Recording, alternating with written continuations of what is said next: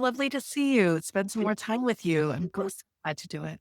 Yes, one of my favorite people to spend some time with. Me too. My book partner, I'd say every time we go back and forth on books, I'm like, yeah, no, I need to read that. Always adding to my book list according to what you or your husband are reading. Yes, always something new. Thank you for being here. Yes, it's so awesome. I have occasional conversations, probably 3 in 10 moms are looking for some guidance around high school, but they're not necessarily about to go into the high school years. And they are anticipating it though. And they're often thinking about how they need to know for sure that the child can go into engineering when they're in grade 7 or something. Yes. Yeah. All kinds of things as well. Yeah. The pressure that homeschool moms feel or moms in traditional school settings, like in elementary school, they've got to high perform so that they can do well in middle school. And middle school, they've got to get high school out of the way so that they can do college courses in high school, so they get in good colleges. Yes. So, Pressure. yeah, which is some kids are just born they want to do that. Yes. And some kids, this is just gonna give them anxiety disorders and they miss their childhood. Yeah. So, yeah, it's We can there's not step one off right that way. path. Yeah. If we want to, we can step off the path of Yeah, society yeah. because home educating, so we can do things differently. Yes, because we can homeschool in the way that's best for our kids. Yes, not one right way. Amen. I've listened to your podcast so often that I know the little things that you pause on. There is not one right way to homeschool. I totally agree with that. And the other thing I've heard you say on repeat is that what you need to know is the next right step. So Yeah, for the homeschool parent that anticipates, that's planning for their child's next step, like high school, it's a next step. And it is a big re-upping step, I think. yeah. What's your thoughts? On next steps for moms who are thinking about high school. Cool. Yeah, yeah. You wanna hear a story about when my kids were in middle school? Yeah. This is like 40 gazillion years ago. So we were some of the first homeschool moms in our community to face high school because this was that long ago. And so we were like trendsetters. And there were a group of about 10 of us moms in our broad community. They were like 200 families together in there, our support. Mhm. Wow. And and about 10 of our families, we had middle schoolers. We go, "Oh, no, high school's coming, and we love homeschool, we wanna keep doing it, but we don't know how to do high school." So we would get together once a month for a year or 2 Wow. and pray together and then swap ideas about things we had learned about doing high school. So good. And so we were all doing little research stuff. And in those days, this was how long ago, when you had a group of people that are just talking about stuff, that's just that to talk about things. It was called a rap group. Okay. All right. That's what they were having a rap group about high school. Yeah. When I told my kids that once they were old enough to they were in high school and I said, "You know, that's when we started out with this rap group figuring out high school." And they go, "Rap group? What? Oh, that's Yeah. See, my mom was in a rap." that's not what you meant. Yeah, that was not what I meant. So the term meant something different by the time my kids were teens. I wonder if it's an acronym for something, and I'm not that fast to be able to pull up acronyms, but it's something about confidence and skills. Somehow you're building confidence and skills in what to do Yes, next. yes. I remember it being a big re-upping, like, I took 2 years to prep for homeschooling, but I'm pretty sure I did at least that for high school. Yeah.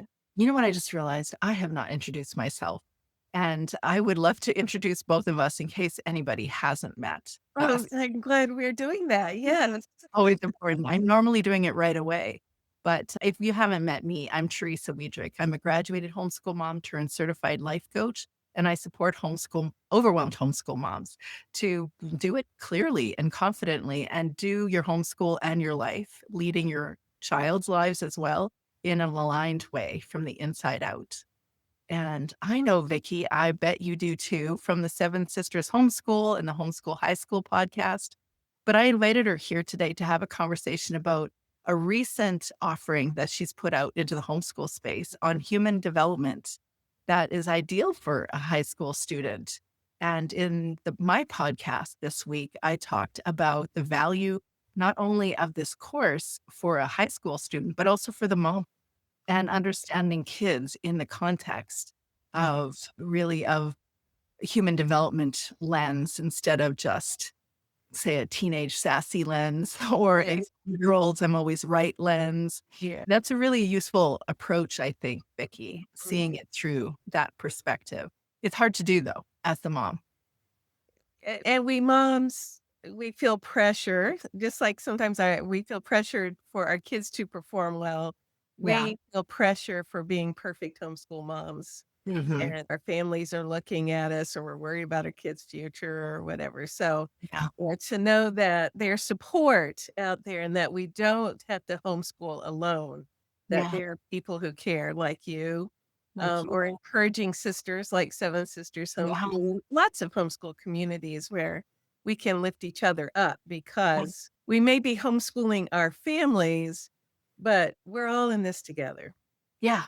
That's right. And when you do what you did as a rap group, that really builds confidence moving into the whole it really does into the high school years. I didn't have that kind of focus. Like I knew a lot of people that dropped off at that time. And I was yeah, I mean, it does take a certain re-upping, but I think what you have said to me, and I've heard you say on the podcast, that your goal is to actually support your child into the next step. So the Mhm. goal is to go into the next step. It's not about become their 50-year-old retired selves. Say that again. 60-year-old, 65-year-old retired selves. And now that I'm 50, and I have no signs of retiring soon, but 60 or 70 or 80-year-old selves that want to retire and then, I don't know, golf on the golf course, whatever concept you have about what retirement looks like, which does not include golf for me at all, actually. But we sometimes have this idea that we have to be on target for all these developmental milestones, like definitely college by 17 or 18, and then master's at a certain point, PhD at a certain point. And I think the human development course really puts or challenges how we think about our lives and where we're hitting milestones at what points. Yeah, yeah. Yeah, I remember taking human development when I was working on my master's degree for counseling, and it just to me I was a mom at the time, Yeah. and it just made for me, like, motherhood just come alive because I could understand more about the things that my kids were feeling and experiencing and exhibiting so that I could walk with them in a more compassionate way. But Mm. also to understand, like, when I was in college, I was about to enter the middle age years, and so I was in a very generative phase, so I actually Yeah. had energy to do lots and lots of things, and I wanted to get stuff done. And, that was totally appropriate for me, for my personality and my age group, because that's part of human development. Like, we all have different phases of life, and each phase is good.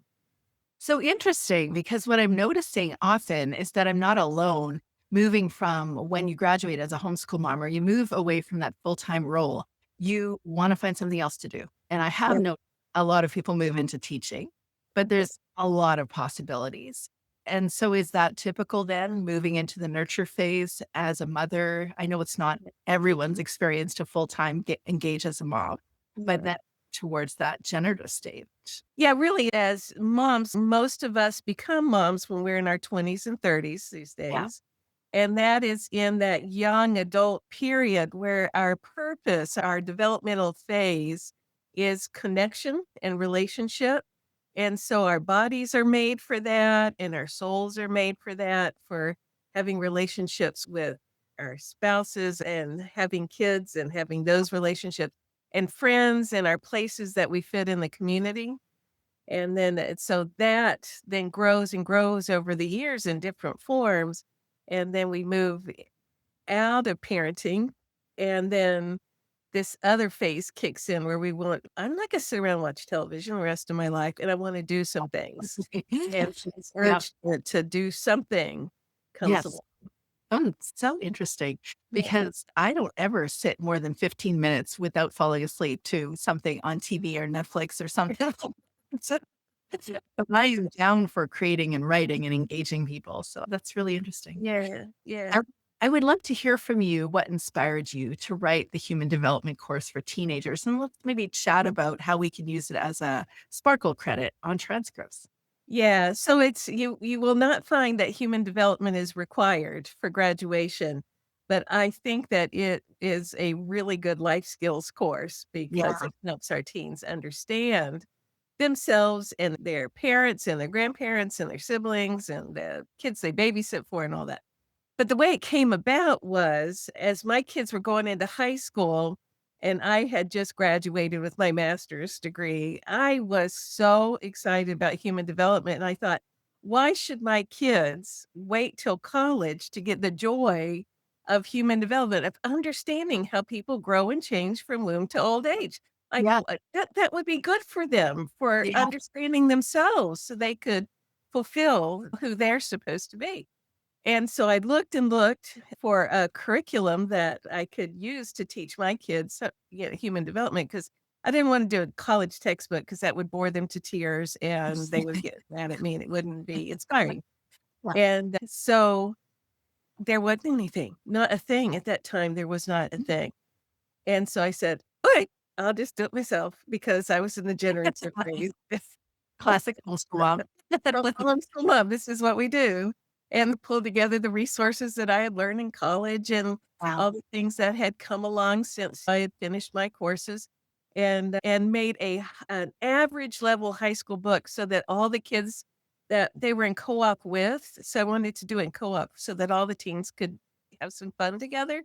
So Yeah. we had some average level kids and we had some college bound level kids, and I wanted it accessible to all of them. So did Yeah. a basic human development an average teen could do, and then some enrichment for the kids who wanted a leveled up credit, so it looked more Okay. like honors level for their transcript. And they all had a blast with it is Yeah. a fun course. And so they to this day, every once in a while, I get a Facebook message from one of the kids that were in my class, and they go, "I was doing so, and I remembered when I was watching my own kids because 'cause they're all grown now. My own kids are doing this, and I remember them doing that." We learned that in human development. So, That is really useful. It yeah, really yeah. Yeah, to be able to take a bigger picture of what's really going on with your kids, Mhm. like, we talked to the podcast about the five-year-old who always thinks they're right, or the teenager who is individuating, is thinking differently than Yeah, their parents, and it's yeah, so easy for us to wonder, "Why are you distancing yourself?" Or, "Why are you" not distancing, but coming away from us, or challenging the way that we think, or what we're thinking. Why are you putting ideas out there that aren't ours? And it's yeah. because they're individuals, they're Mhm. individuating, and though it seems really hard to believe that they will do that when they're 3 or Yeah, when 3 months old, that was the plan, and so that yeah, they can actually eventually leave. yeah. So their brains have to learn Yeah, that they think their own thoughts so that they can become the person who thinks their own thoughts. that's And they right. do that when they are 2 or 5 in a very irritating and clumsy way sometimes. And then Often again, when they're adolescents in a very irritating and clumsy way, but then they think we're irritating and clumsy. So, apparently, something yeah, like that. yeah. As long as we all love each other, we get through it. Yeah. And I think it's actually a really useful tool. So Mhm. for me, I see often homeschool parents are in a mad dash to learn things before they begin homeschooling. And oftentimes they're also learning along the way. But child development or human development is something that I always think is one of the most important things to learn. So you have perspective on what's really going on for your child. Yes. Yeah. So can you speak to me about how someone could use this on their transcript? Because that'll come up as a question for sure. That is a good question. So, for high schoolers who need a college bound transcript, they want to be college attractive.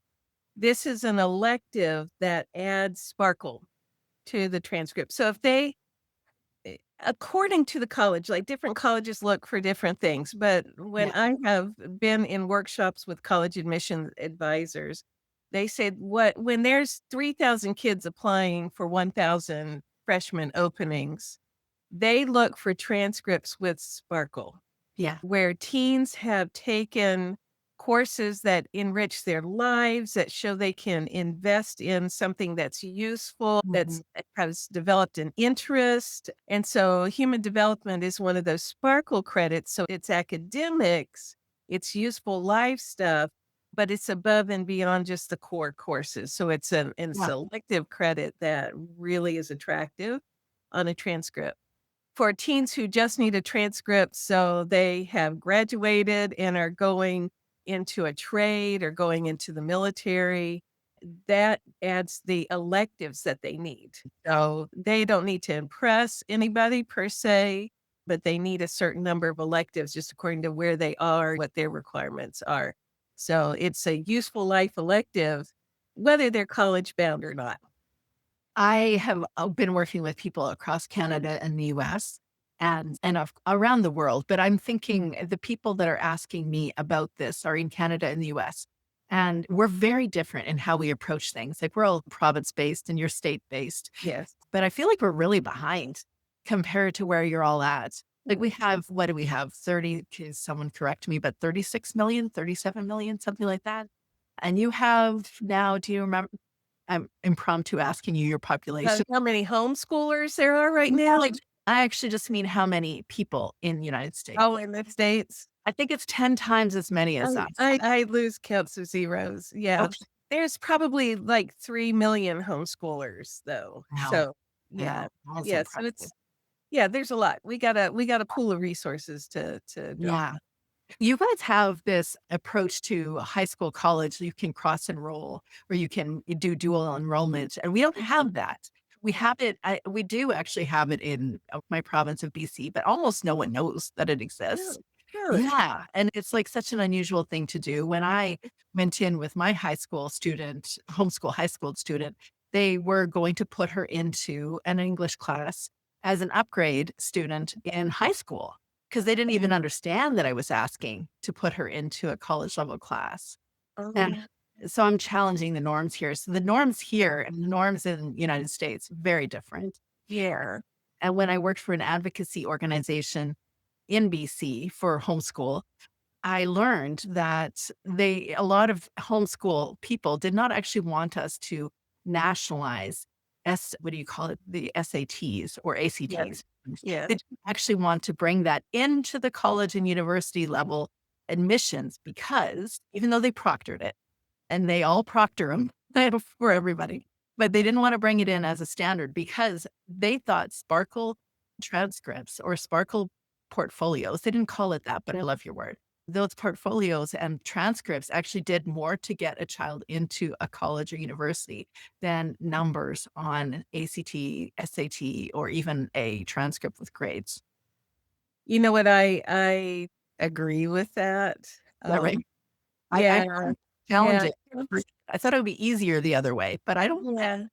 What they found years ago is that the SATs and ACTs weren't predictive of college success or retention in college. And so colleges for a few years some of them stopped dropping the requirement for SATs and ACTs. Yeah. And then they started adding it back because the pressure is always to have some score. Americans have scores. Yeah.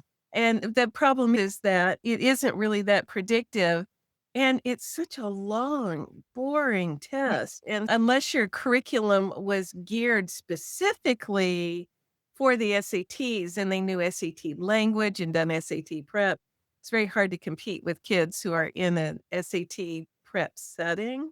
So it Yes. takes some of the homeschool freedom away of developing a child and their interests. But so it comes and it goes. And I'm glad in Canada it's not a requirement because I think, yeah, the transcript in the portfolio behind the transcript is more, Powerful. yeah, it shows who the student is and gives a better prediction of success, I think. Yeah. Interestingly, the kiddo who was most academic for me, but is actually officially unschooled because she chose her path in all of her classes. She read through the SAT manual since about grade 8 or something, or she's got an SAT study book. And so she was doing that for a few years, expecting to do them and never did do them. And she's also the kiddo that's like mentally gearing for MCATs. And she's the academic kiddo who decided to do it on her own. Mm, Needless to say, everybody else did academics too, just differently. yeah. They all do it differently. But what I certainly see is that we take on this fear from the academic world or from the conventional world that we have to have the exact same transcript as the local school system or the provincial school system or the state school system. And we're worried that the universities won't accept it as valuable. But actually, when they look at the topics that your child has engaged in, they're pretty like, wow, that's interesting that they Mm, took human development yeah. or a variety of different things. And it sets them apart. It sets apart the portfolio or it sets apart the transcript differently than the other bajillion of them that just have numbers. Yeah. Yeah, I encourage parents that as long as their kids are getting an education and it's the right education for them, then then that's the right thing. There's not one right way. But Amen. what we have found that even in the differences of the personalities and what teens wanted to learn, in all of the hundreds of kids that we have advised over the years, every single one that wanted to go to college got into a college. And they had to here in the States, you gotta play the game, Yeah. and colleges are looking for these core courses. So and each college has a little bit different what they're looking for. Yeah. So parents have a ballpark picture of what the local colleges or the colleges of interest want, then they can help the teens choose curriculum and experiences for their transcripts Yeah. that build them towards that college. But all of them have gotten into college, and all the ones that I have kept up with over the years graduated, are doing adulthood. They So did what they wanted to do. Yeah. yeah. Yeah, and that sometimes takes a meandering path because Huh? there's not one right way to do adulthood either. Man, I love that. That's so true. I was just thinking how long I had my high school diploma, but long before I envisioned doing nursing, when I did my Bachelor of Science in nursing, I had no intention of doing that. I actually was heading to Bible college, spent a couple of years in Bible college. And so I had no intention of getting my sciences or my chemistry grade 12 class or my math grade 12 class because I didn't want to. And now I've got kids that love that stuff, but I didn't. And I was an adult student when I went into nursing and they said, "You have to play the dance, the academic dance, and either choose one of those topics." And I was afraid, but I went into it with a lot of motivation and I did really well, which honestly blew my mind. I'm sure it would have shocked my high school teachers. I was determined and focused.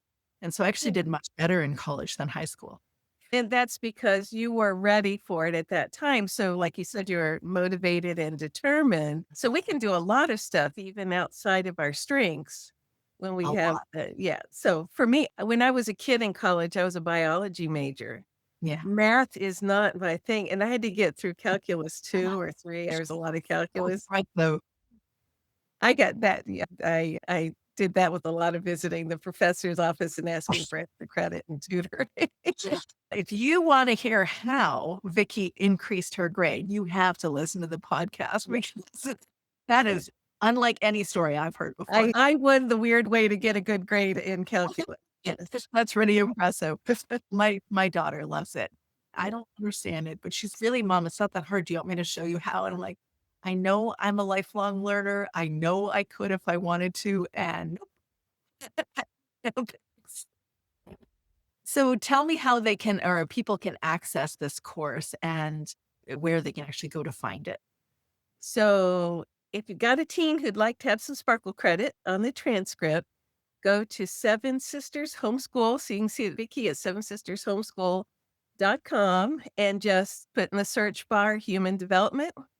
And we have 2 editions of the textbook. So one is from a Christian worldview, Yeah. and the other is that we have one that is for parents who are in US states that will reimburse for curriculum. It Okay. has to not have a religious connotation to it. So they had slightly different, He um wrote 2 textbooks. same textbook, but just tweaked vocabulary so it got past the censors. Wow. Oh, yeah, and you get to choose which one fits. Plus, for teens who are visual learners, we have a video course that you can get alongside the curriculum. So you still need the textbook because it has the tests and the extra activities. And but a lot of teens are visual learners, so it's a cute little graphics video lessons that you can get. And so that's you just look under human development and click that there's a free syllabus that they can click and download, and so get an idea of what the course entails. And then for co-ops, there's a bunch of co-ops who like to do human development together because it is so much fun to do together. So we have lesson plans for co-ops. So it gives videos you can show and extra activities that you can do with the group that are just fun to do in a group. So that's Mm. all of that. Just look human development on Seven Sisters Homeschool, and all of those will come up and you can just click around and see what looks cool.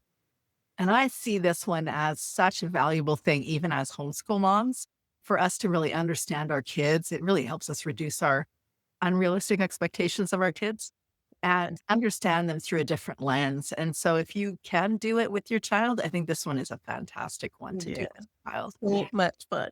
So much. Yeah. Thank you so much for being here, Vicki. And I Yeah. love spending time with you. Me too. I have to do it again soon. Yes. We'll talk to you soon. And if anybody has any questions, make sure to put them in the comments below and we'd be happy to engage you.